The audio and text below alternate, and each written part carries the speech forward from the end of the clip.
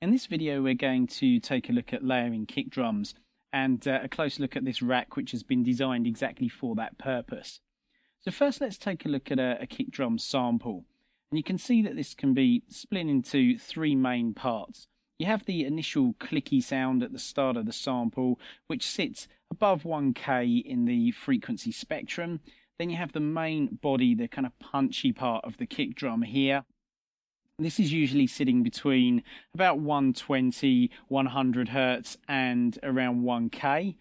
And then obviously you have the long boomy tail part of the sample, which sits in the sub-regions, everything below 100 Hertz. So there are a couple of methods that you can take when layering kick drums. The first is to isolate each of these parts using filters or EQ.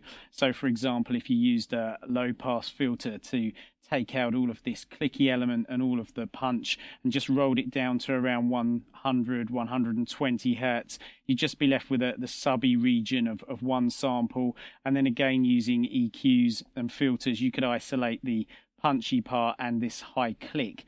The other option is to drag your samples into a sample editor and make slices at the zero crossings to avoid clicks and pops. And in that way you can slice obviously the tail, the main body and the initial clicky part of the samples, and then put them together with some EQing to come up with a kick drum of your own. So the actual the rack that we have here, that uses both of these different approaches to give quite a lot of control over layering kick drum samples. So it's split into three different chains, and in each of these chains there's a simpler device, and it's very easy to load in different samples. So you have them split into low, mid and high, with the idea being that you pick samples that you particularly like those elements of the kick drum. So if you just click on the hot swap button here, you can use the up and down arrows on your keyboard to cycle through different sounds and hear them in context with the overall kick. So I've just got a simple MIDI pattern here, and we can cycle through the low end.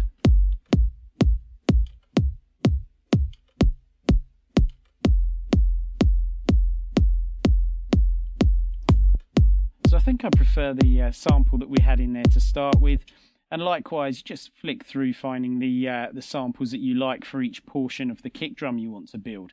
Now it's worth mentioning that some samples that you'll have will have some dead space at the beginning, so it's worth moving the sample start marker here to get that nice and tight.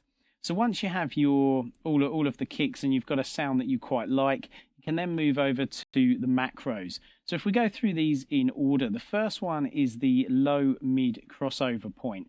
So basically anything below this value is the amount of the low kick that's being let through, and you can see that this goes from 60, which is the lowest possible value here, up to 120 Hertz. So the kind of area that you would expect to find the subby part of the kick drum sitting below.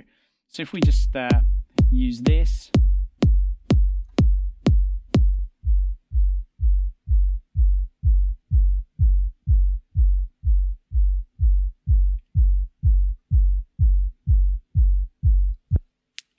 so the second control here is the mid-high crossover, and everything above this is the amount of the high kick that we're letting through the filters. So you can hear that really kind of clicky sound that you're getting at the beginning of the kick drum. And then the difference here between these two values, so in this case between 120 Hertz and 2 kilohertz, that's the amount of the mid kick that the filters are letting through.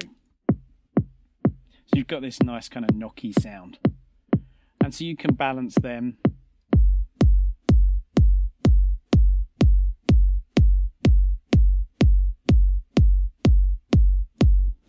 Okay, that sounds okay. So then the next two controls are for tuning the low kick and the mid kick. So you can get some really boomy results.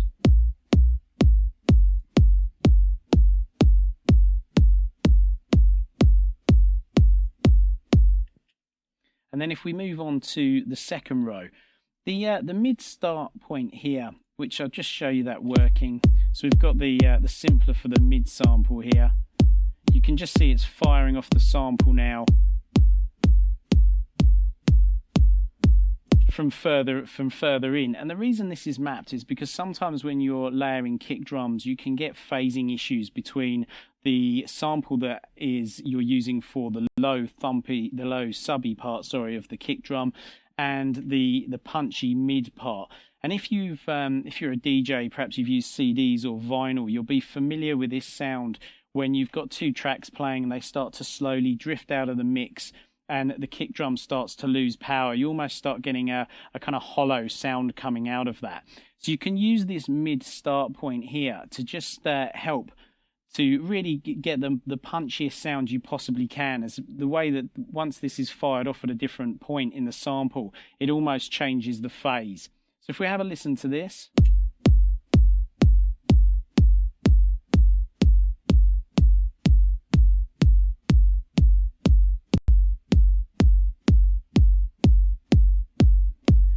So you can hear that changing the way that these two samples relate to each other with regards to phasing. Then the next three controls are, again, fairly self-explanatory. They're just for actually shaping the envelope. So these are all for the volume envelope. And this comes back to the idea of slicing the samples up into constituent parts. And so we've got the lower tax. You can roll this off to take some of the beginning of this subby tail out, which will just leave the mid part punching through.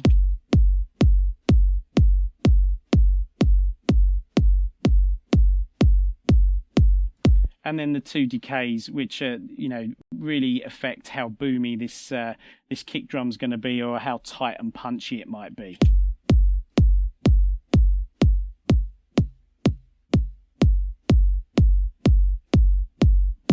So once you have a sound that you're happy with there, you can obviously make some final balancing here with the three different volume controls for each part of your kick drum. And then when you have the sound that you're happy with, it's a good idea just to put some extra processors on the end.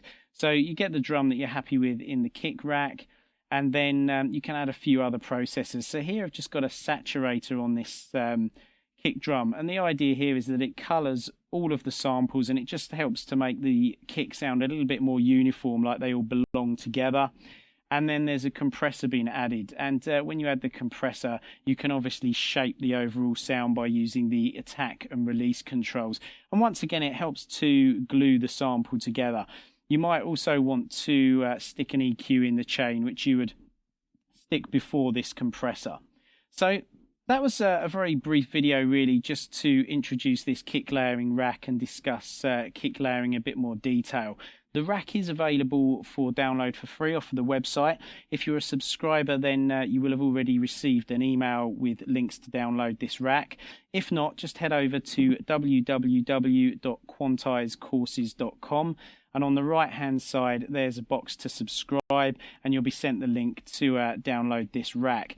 Just to clarify, you will not get any spam whatsoever. There are only emails sent out when there's new articles or racks or videos, and all of those are for free. So I hope you enjoyed the video. As always, any comments are welcome. Take care.